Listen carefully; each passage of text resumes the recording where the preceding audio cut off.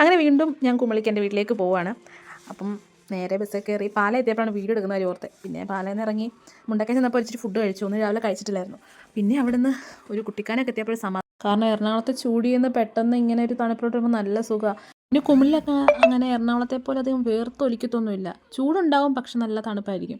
അവിടെ ചെന്നപ്പോൾ അമ്മേനെ കണ്ടു. എൻ്റെ അവിടെ ഇറങ്ങായിരുന്നു, പക്ഷേ അമ്മ ടൗണിൽ വന്ന് ഇറങ്ങാൻ ടൗണിൽ പോയി ഇറങ്ങി. പിന്നെ അവിടെ കുറേ നേരം പോസ്റ്റ് വെച്ച് പിന്നെ വീട്ടിൽ വന്നു. പിന്നെ ഒരു മുട്ടായി മേടിച്ചിട്ടുണ്ടായിരുന്നു. അത് അമ്മേനെ കൂടി ഞാൻ പരീക്ഷിച്ചു. അമ്മേനെ പരീക്ഷിച്ച് കഴിഞ്ഞാണ് ഞാൻ പരീക്ഷിച്ചത്. അതിലിട്ടത് മാത്രമേ ഓർമ്മയുള്ളൂ. പിന്നെ ചറവറവറാന്ന് പൊട്ടലായിരുന്നു.